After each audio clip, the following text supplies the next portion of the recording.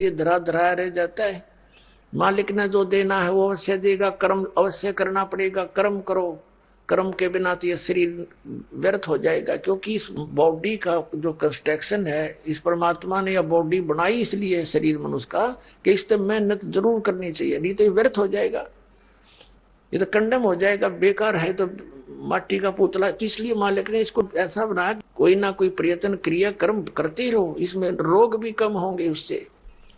तो उसके लिए अपना काम करना है। काम भी बहुत होता है, जैसे पेट के लिए कुछ तो करना ही है, तो लेकिन इतना करे जो भक्ति में बाधक ना हो, और ये याद रहे कि ये मेरा नहीं है, चलने की तैयारी रखे।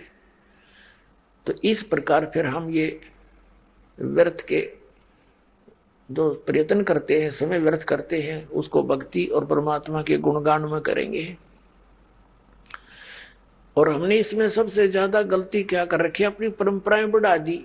जैसे लड़की का विवाह या लड़के का विवाह करते, इसमें हम ड्रामा करते हैं, विवाह नहीं करते, सांग करते हैं, डीजे लाते हैं, नाच करते हैं, दारू पीते हैं। कोई बात है या?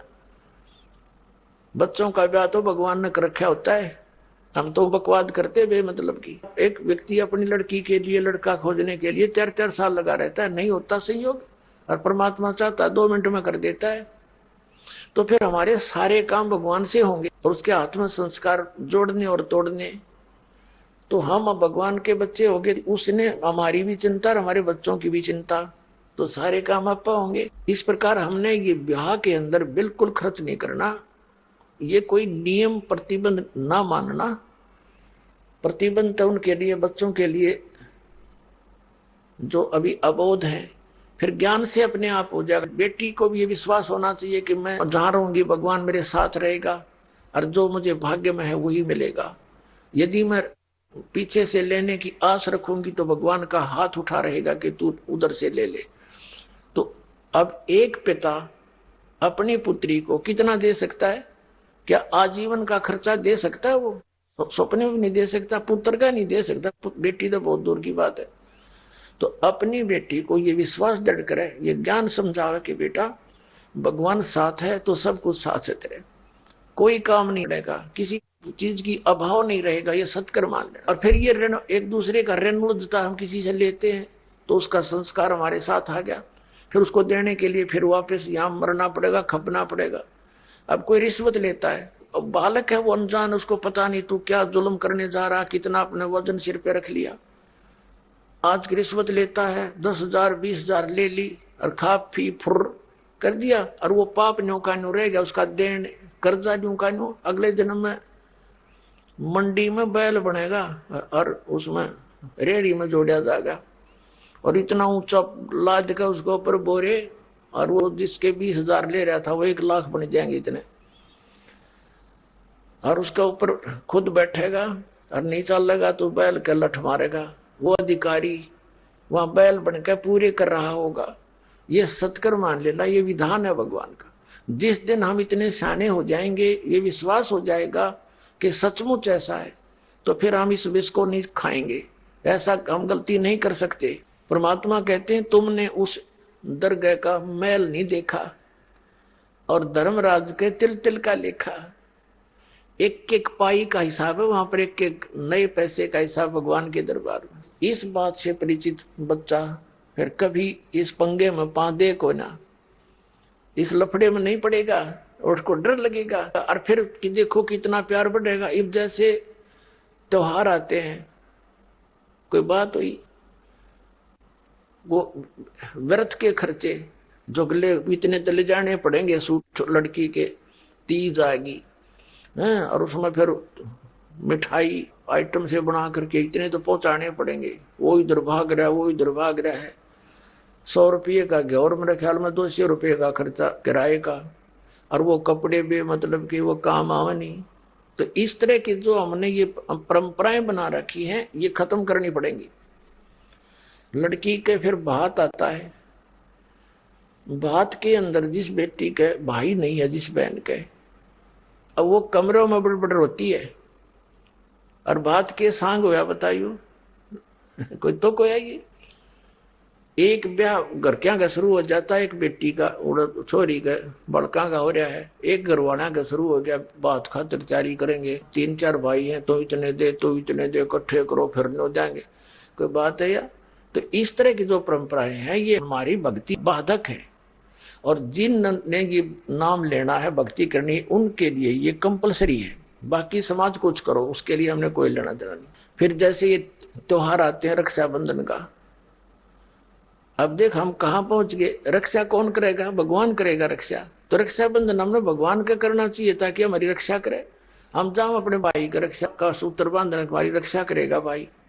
अब रक्षा रक्षा उद्देश्य ना रह रहा के देगा भाई, ये उद्देश्य लेकर जाती है बहने, ये कोई बात हुई, कहां ले जा छोड़ा। एक बहन कह रही थी कि आपका ज्ञान प्राप्त होने के बाद यह बात सच्ची लगने लगी मुझे, मैं अपने घर गई हुई थी रक्षा बंधन के दिन, अपने भाई का रक्षा बंधन रक्षा सूत्र, उद्देश्य तो बच्चों पढ़े लिखे पता लगेगा, हम पढ़ते थे भी ये भाई मेरी रक्षा करिए इसलिए धागा बांधती हूं। तो मैं इंतजार कर रही थी, भाई बाजार गया था और उसकी दुर्घटना होगी, भाई की शव आया भाई का घर पे, टक्कर मार मार रोए सारा परिवार, वो रक्षाबंधन भी गया, वो त्योहार भी बाढ़ में गया, और रोना पीटना बुरा हाल हो गया। अब फिर उसको पता चला, वो कहने लगी जब मेरा भाई अपनी रक्षा नहीं कर सका तो मेरी रक्षा कैसे कर देगा। तो उसने दूसरे भाई से कहा कि भाई, जब ज्ञान हो गया उस बेटी ने कि आजा मेरे साथ, तेरी रक्षा भी होगी मेरी भी होगी। भाई उस भगवान के दरबार में नाम ले ले, उसके रक्षा सूत्र बांधेंगे हम अपने भगवान के। कहने का भाव ये है, परमात्मा की शरण प्राप्त होने के बाद इस तरह की दुर्घटनाएं भी टला करती हैं यदि हम नियमित रहेंगे तो। इसी प्रकार जैसे ये त्योहार मनाते हैं दिवाली का, दीपावली, ये किस लिए मनाते हैं कि भगवान श्री राम सीता जी को लेकर घर लौटे थे, और फिर चलो पहले तो देसी घी के दीप जलाए जाते थे, हवन हो जाता था, वो भी बढ़िया बात थी, लेकिन एक दिन हवन कर देने से बात नहीं बनती। अपना रोज लगावे घी की दीप है, रोज हवन करे वो, और जब सीता जी को घर से निकाला फिर भी मनाओ तुम उसने, फिर भी दिवाली मना रहे हो। सीता तो घर से निकाल दी गई थी जिसके आने की खुशी में, और वो दीप जलाए गए थे और फिर वह निकाल दी करते, वो तो दुखी हुई वहां जंगल में टाइम पास करा बेचारी ने सह परिवार, और श्री राम घर पे परिवार उसका जंगल में, चाहे राजा के कुछ भी बना रहो, एक छोटे से नगर का राजा अयोध्या का राजा था, चाहे राष्ट्रपति बन जाए पूरी पृथ्वी का, जिसका परिवार कहीं रहा कहीं वो जीव सुखी हो सकता है, और फिर भी दिवाली बनावे और दीप जलावे। तो इस तरह की जो क्रियाएं हैं ये परंपरा है, तो सूझबूझ का कार्य नहीं है। फिर बम छोड़ते हैं त्योहार के दिन, तरह कितना प्रदूषण फैलाते हैं, आग लग जाती है। तो यह परंपरा बनाई तो बच्चे आकर्षित हुए, इसको समाप्त करेंगे धीरे धीरे। और क्या की खुशी, एक भगत कह रहा था, बोला जी नाम लेने के बाद ज्ञान हुआ हमें, और पहली बार त्योहार मनाया हमने अपना, हमने 10 वर्ष हो गए ना दिवाली मना ली, ना तीज त्योहार मनाए, और ना होली मनाई। कारण क्या रहा कि हमारा परिवार है, 5-6 भाई हैं मेरे दादा, उसमें किसी का कोई मृत्यु हो जाती है, कभी हमारे घर में हो जाती है। पिछली बार मेरी बहन विधवा होगी, सारा 1 साल तो फिर मनाना ही नहीं कुछ भी, 1 वर्ष पूरा नहीं हुआ इतना दूसरी घटना घट लेती है, और 10 वर्ष हो गया हमने कोई त्योहार मना के नहीं देखा। फिर कहाँ गई वो दीपावली। और परमात्मा कहते हैं इसे गंदे लोक में, जैसे नानक साहब जी से कहा था कि आप यहाँ खुशी नजर नहीं आते, मायूस बने रहते हो, तब नानक साहब जी ने कहा था ना जाने काल की कर डारे, किसी विध ढल जा पासावे, अर्जिन आते सरते मौत खुड़क दी उन्होंने के डांसावे। एक समय एक लड़के का ब्याह था, पहले दिन डीजे बजा रहे, घर में भी नाचे कूदे, बहन भी उसकी घुड़चड़ी पे उसका जो निकाली हुआ फेरी, वो भी चित्र समाचार पत्र में। अगले दिन विवाह के लिए जा रही थी बारात, वो दुल्हे वाली कार टकरा गई एक टैंकर से, ट्रक से या टैंकर से, 6-7 सदस्य थे, घर के भी थे उसमें 2-3 और वो दुल्ला भी सारे मर गए। अब फिर टक्कर मार मार कर रो रहे हम, बाल पाट रही वो बहने पहले दिन जो डांस करे थी, नाचन कूदने फंड कर रही थी। तो परमात्मा कहते ना जाने काल की कर डारे किस भी ढल जा पासा वे, अर्जुन आते सरते मौत खुड़क दी। फिर क्या किया सी यहाँ पर क्या डांस करें, टाइम पास करो, विवाह करो, बच्चों का संयोग जोड़ दो सिंपल वे से। ब्याह तो 2 बालका का होना है, बाकी तो फंड है, हो कितने इकट्ठे कर लो चाहे ना कर लो। तो इस प्रकार हमने इस प्रत्येक परंपरा को रिड्यूस करना है और फिर हम सुखी होंगे भक्ति में, हमें समय गणा मिलेगा। हम इससे काम लगे रहे, जिसके 2 बेटी होगी उसका मरण हो जाता उस माता पिता का, कोई बात हुई या ऐसा गौ धन बेटी यहां भी कुमाती चली जा रहा, आगे सारा जीवन कुमावे और उसको कैर बना लिया हमने अपनी गलत परंपरा के कारण। तो इसको समाप्त करना पड़ेगा, तो तभी हम भक्ति भी तभी कर सकेंगे, हमारी समस्याएं का समाधान भी ऐसे ही होगा।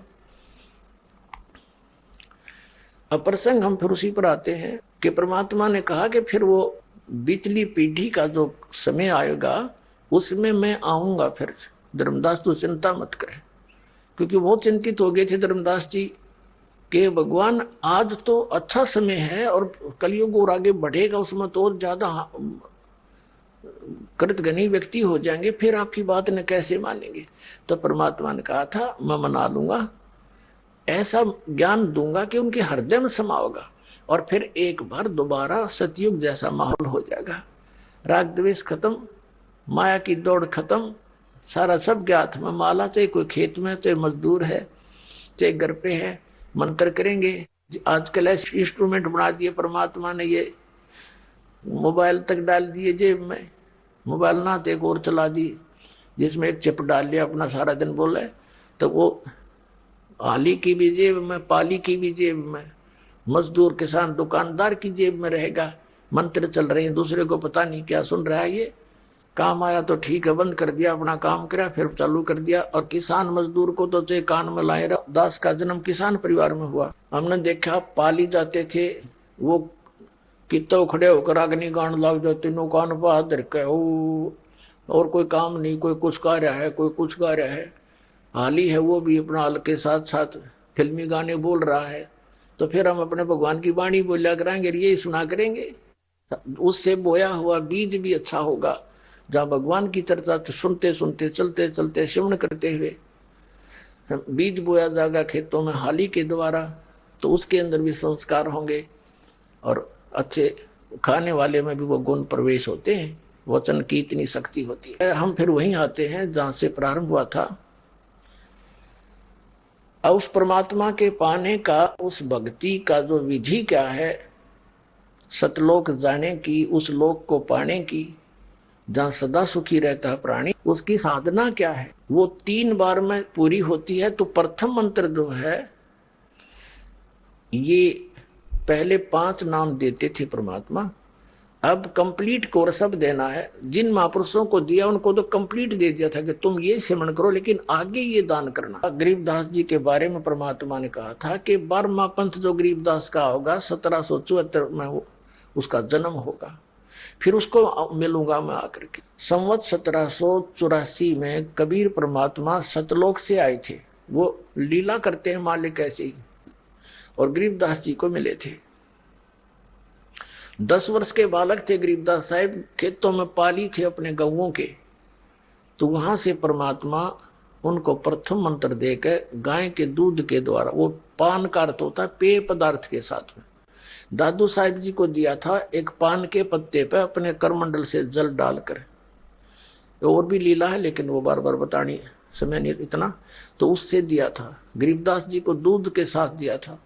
तो अब वो जो परवाना प्रथम है वो पान परवाना यानी पेय पदार्थ के साथ दिया गया भक्ति का मंत्र, वो पान परवाना कहलाता है। दास आपको जो देता वचनामृत, वचन से उसको बना दिया जाता अमृत, और साथ में मिश्री, ये आपका और प्रथम मंत्र दिया जाता। अब ये 7 मंत्र का देना है। ये 7 मंत्र का क्यों देना है, अब ये कहां प्रमाण है, ये सूक्ष्म वेद के अंदर है। और वो सूक्ष्म वेद परमात्मा ने दोबारा वाणी गरीबदास जी के माध्यम से क्यों उजागर करवाई, क्योंकि उनको मालूम था कि ये काल के दूत कबीर पंथ में कबीर पंथी कवा के उसमें फेरबदल कर देंगे। तो कबीर सागर में बहुत सारा इन्होंने कुछ परिवर्तन करने की चेष्टा की है, जिसने जो अनुकूल लगा वैसे ही फेरबदल कर दिया।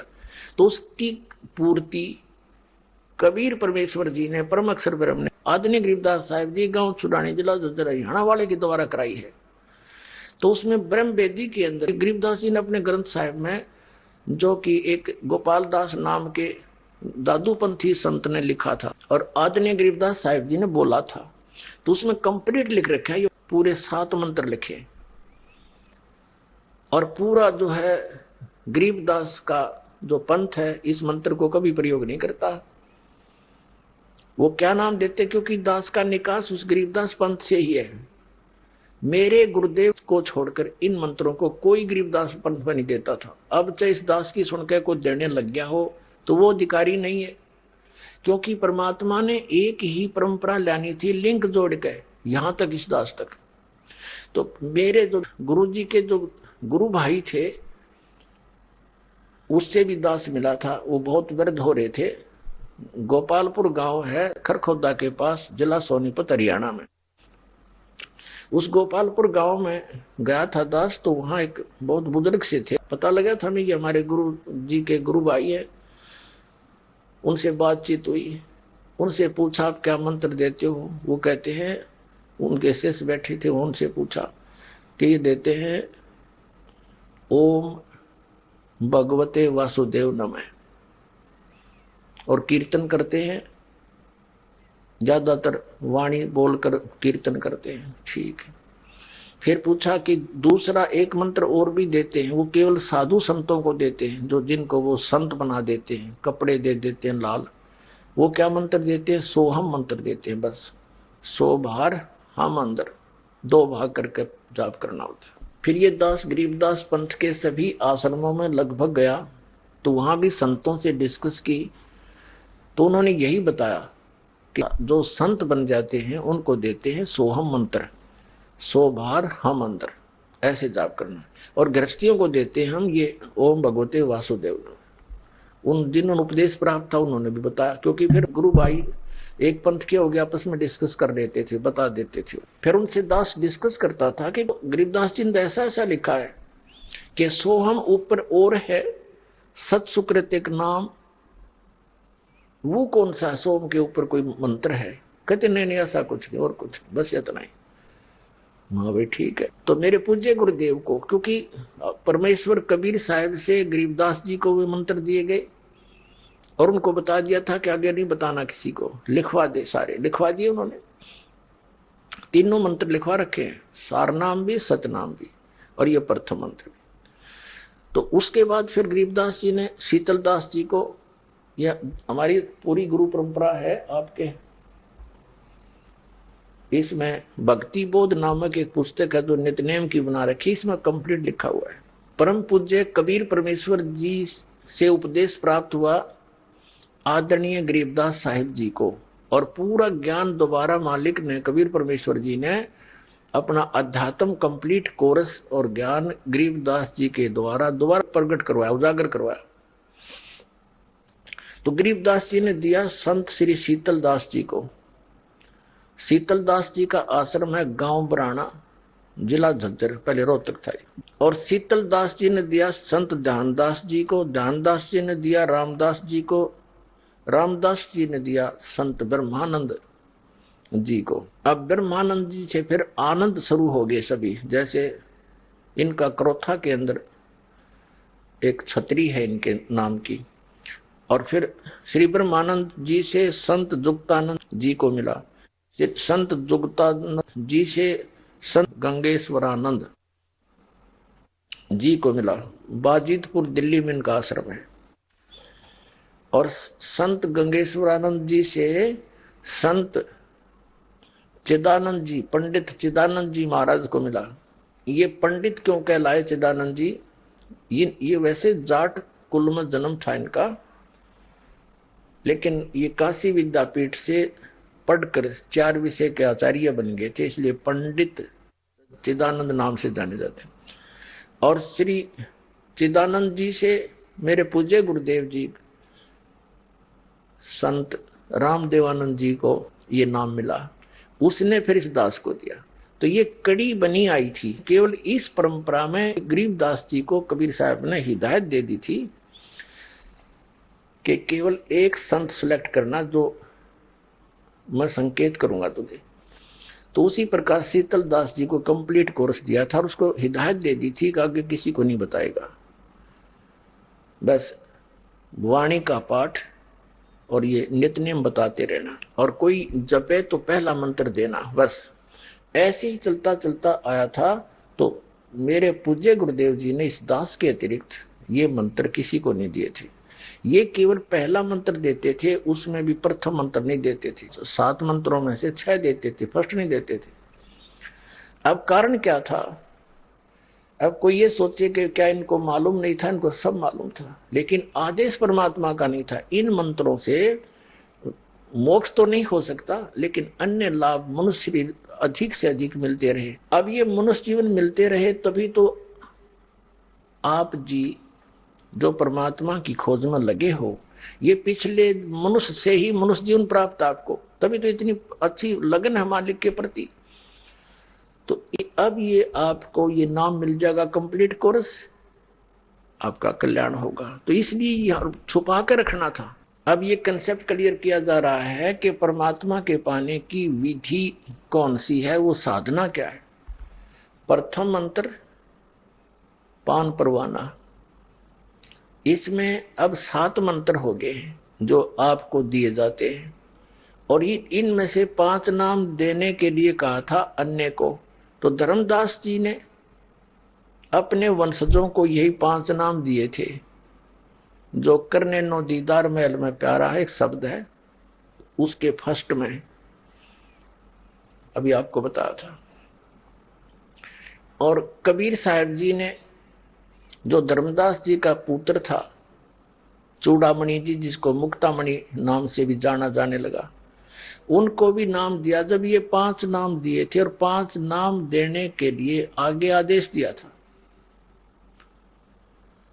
तो मुक्तामणि जी ने वो 5 नाम का ही उपदेश देना शुरू किया अपने वंशजों को, और भी कोई लेने आया उनको भी। फिर 6ठी पीढ़ी में जो संत आए, उनको कोई अन्य व्यक्तियों ने इस बात पर टोका टाकी कर दी कि भी तुम कहो तो सतपुरुष की पूजा करनी, इन देवताओं की भक्ति हमने नहीं करनी, और भक्ति दे रहे हो तुम इन्हीं की।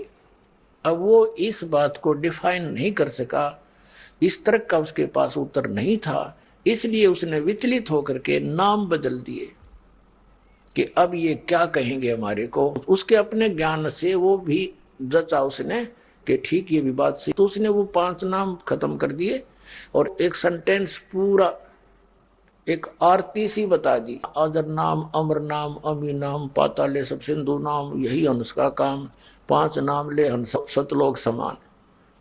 5 नाम जो है सहयोगी है उसमें। ये 5 नाम भी हमने लेने हैं, क्योंकि यहाँ कंठ कमल तक हमने जितने भी प्रधान हैं, इन कमलों के मुखिया हैं, हेड ऑफ द डिपार्टमेंट हैं, इनसे नो ड्यू सर्टिफिकेट लेना है। हमने स्वदेश जाना है। स्वदेश जाने के लिए जिस देश में हम रह रहे हैं वहां का जितना भी ऋण है वो चुकाना पड़ेगा। तो ये साधना है जो है इन मंत्रों का, ये पूजा नहीं है इनकी, ये तो इनकी मजदूरी है, इनका ऋण हमारे ऊपर। जैसे हमने बिजली का कनेक्शन ले रखा है, तो बिजली का बिल भरना हमारी पूजा थोड़ी है, वो तो हमारी आवश्यकता है। बिल भरेंगे तो वो लाइट चालू रखेंगे कनेक्शन, नहीं तो पावर काट देंगे।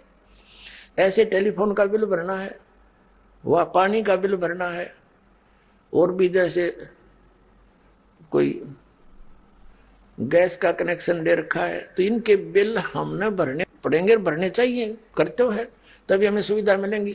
तो इन ब्रह्मा विष्णु महेश के इन नामों की कमाई है, ये साधना है। इनकी मजदूरी करके इनको टैक्स देते रहेंगे तो ये हमें यहाँ की सुविधा देते रहेंगे, क्योंकि यहाँ की यही प्रधान है। और जब हम यहाँ से चलेंगे तो इनका कोई ऋण हमारे ऊपर नहीं रहेगा, ये हमें नो ड्यू सर्टिफिकेट देंगे कंठ कमल तक। और अब इसलिए देना है, ये 2 मंत्र और इसमें ऐड किए हैं कि हमने मोक्ष प्राप्ति करनी है। पहले केवल मनुष्य जीवन ही प्राप्त कराना था इस प्राणी को, ताकि यहां तक आ जावे, भक्ति की आस्था बनी रहे इसकी, और उनसे संसारिक लाभ इनको मिलते रहते हैं। तो फिर हम जब यहां पहुंच जाएंगे, कंठ कमल यहां है, वो कमल बैक में, तो यहां तक समझो मूल कमल में गणेश जी, फिर स्वाद कमल में ब्रह्मा और सावित्री जी, नाभि कमल में विष्णु और लक्ष्मी जी, हृदय कमल में पार्वती और शिव जी, और कंठ कमल में श्री देवी दुर्गा जी। तो यहां तक जो इन 5 नामों का मंत्र की कमाई आपको यहां से बरी करावेगी, वहां तक आपको फ्री कर देगी। जब आप संसार छोड़कर चलोगे तब पता लगेगा इसका। तो जब आप चलोगे तो अपने आप आपके 9 सर्टिफिकेट होंगे, आपका पासपोर्ट होगा, क्योंकि आप उपदेश ले रखा है सतनाम का। तो सतनाम जो 2 अक्षर का है, गीता जी अध्याय नंबर 17 के श्लोक नंबर 23 में ओम तत्सत इति निर्देश है ब्रह्मण त्रिवेद समर्थ है। अब सतनाम का काम शुरू होगा जब हम कंठ कमल से आगे चलेंगे, त्रिकुटी पर पहुंचेंगे। त्रिकुटी इज द इंटरनेशनल एयरपोर्ट, त्रिकुटी अंतरराष्ट्रीय हवाई अड्डा समझ लो यहां के लोग का। तो त्रिकुटी पर जाकर के जिसने भी जहां जाना होता है, जिस भी इष्ट की पूजा कर रखी है, जिसने साधना कर रखी है, वो वहां से फिर वहीं जाएगा, वहां से कोई फेरबदल नहीं होगी उसकी। तो त्रिकुटी पर जाकर, जैसे गीता अध्याय नंबर 18 के श्लोक नंबर 66 में कहा कि सर्वधर्मान परित्यज्य एकम शरणं व्रज अहम तवा सर्व पापे मोक्ष्यामि मा शुच। अब ये गीता ज्ञानदाता कहता कि अर्जुन, तो मेरे सत्र की जो पूजाएं हैं वो कौन कौन सी पूजाएं इसकी? एक तो ओम नाम की, एक 5 यज्ञ करते हैं हम। एक यज्ञ है धर्म की, जैसे यहाँ भंडारे चलते हैं, आप दान करते हो, उसका सब बहन भाइयों को भंडारा किया जाता है। दुखी प्राणी आते हैं, भगवान की अच्छी आत्मा यहाँ आती है, तो इनको खिलाया हुआ अन्न दान भोजन बहुत लाभ देता है। वैसे तो भोजन राह चलते व्यक्ति को कोई भी द्वार पा जा, चाय पानी भोजन दूध अवश्य कोशिश करे पिलाने खिलाने की, उससे भी पुण्य होता है। लेकिन ये अलग पुण्य है। जैसे एक तो पशु पालते हम, एक तो गाय है बगैर दूध वाली, वो भी कोई बुरी नहीं है, तो और एक दूध वाली, तो दूध वाली को हम अलग से आहार देते हैं। तो उसको आहार जो देते हैं वो बेनिफिट देती है, दूध देती है, और आहार हम दूसरी को भी खिलाते हैं, वो कुछ नहीं दे पाती। तो इस प्रकार हमने ये समझ लो कि जो संत भक्तों को खिलाया जाता है तो उसका प्रतिफल मिलता है शीघ्र, ऐसा समझो। तो ये धर्म यज्ञ है।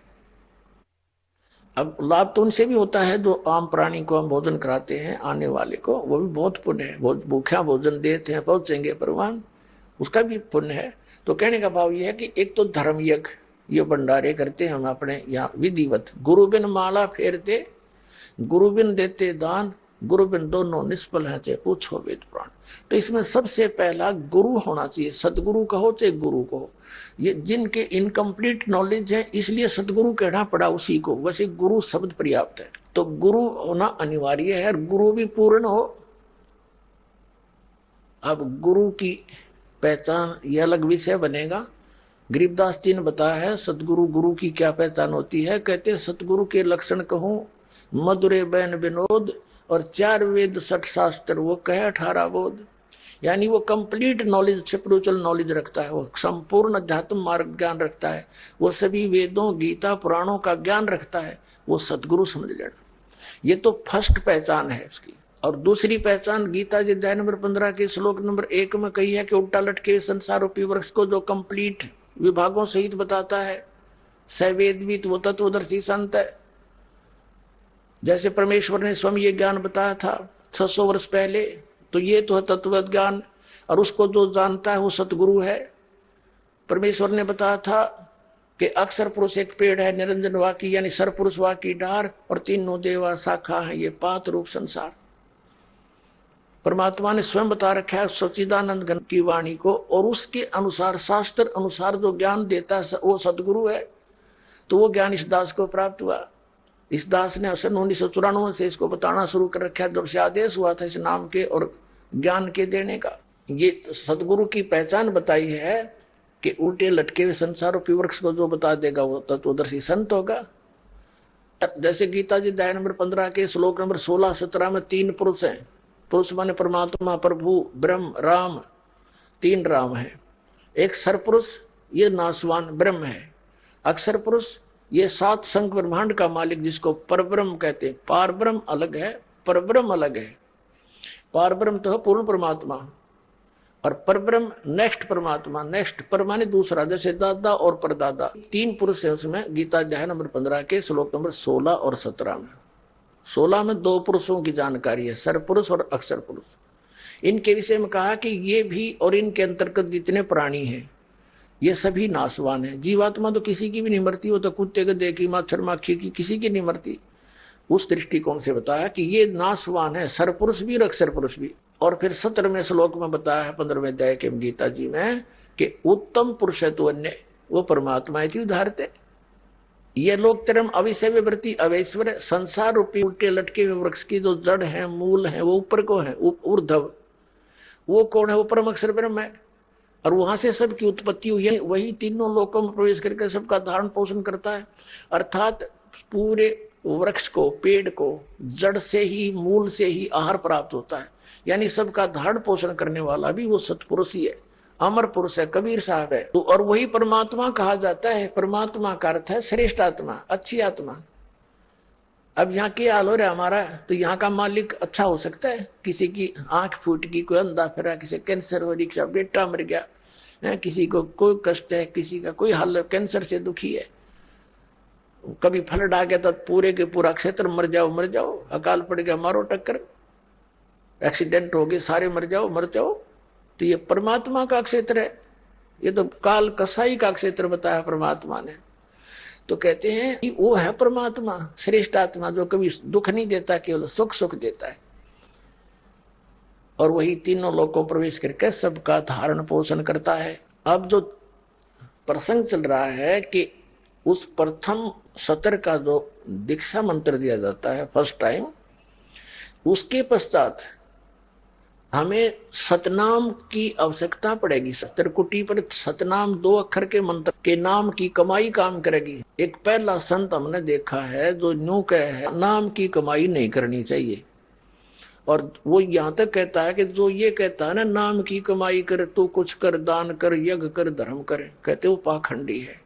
देखा कल मारी जा रही नालायक आदमी की। मतलब ऐसे व्यक्तियों को हम संत कह सकते हैं? बट्ठा बठान लग रहा है, नास्तिक बनावे, नुका गुरु पार कर देगा बस। एक धू धू के शब्द है, धू धू एक शब्द है, फिर अब कहा जाता ना सुना जाता। फिर तूने कहां से सुन लिया? हो ना वो कहने का, ना सुनने का, ना वो बोलने का, तो आपने कैसे प्राप्त हुआ? मारे सट्टे। तो ऐसे लोगों ने ये बट्ठा बैठा दिया भक्ति मार्ग का। अन्यों का है इस पूरे ब्रह्मांड में, इस ब्रह्मांड में मेरे पास जो वस्तु है किसी के पास नहीं। नाशकरण की वस्तु है तेरे पास, जीवन की, बट्ठा बठान की, और इसी की जरूरत बिना किसी ने तेरे पास बनी रहे। वो अपने आत्माओं, सभी जितने भी संत हैं और श्रद्धालु हैं ये पुण्य आत्मा है। अब बिना ज्ञान के डले ढोरे हैं। अब परमात्मा ने इस दास को भेजा है। अगर ये भगत है और संत है, संत का अर्थ क्या है? क्या वो खुदा बन गया? वो भी तो परमात्मा के पाने की ही के प्रयत्न में है। अगर भगवान नहीं मिला तो ये कहते हैं उस साहिब के दरबार में उल्टे लटके ये संत और महंत गधा बना फिरेगा, फिर कहां जाएगी? या फिर इसकी जो आज बना बैठा है ये प्रभु। अब दास तो आपको बता रहा है कि 5 यज्ञ करनी होती है। यज्ञों का जो चल रहा था, 5 यज्ञ है। एक यज्ञ धर्म की, दूसरी यज्ञ ध्यान। अब ध्यान ये हठ योग नहीं है। जैसे किसी का कोई टेंशन हो जाती है किसी बात की, तो रह रहकर उसका दिमाग वहीं रहता, माइंड बात करता है, 2 सेकंड के बाद फिर अकेला हुआ ना, और वहीं ध्यान वो उसी पर रहता। तो ऐसे इस मंत्र के ऊपर परमात्मा की महिमा पर ध्यान रहे, उसके गुणगान, उसकी याद बनी रहे। This is meditation.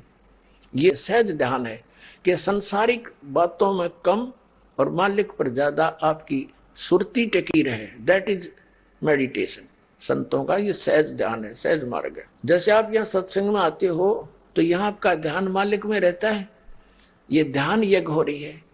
एक यज्ञ धर्म की, दूसरी यज्ञ ध्यान, तीसरी यज्ञ हवन की या देसी घी की जोत जलाई जाती है और सबको सलाह दी जाती है घर घर में अपना जोत जगाओ। पहले हमारे पूर्वज सभी यही किया करते थे।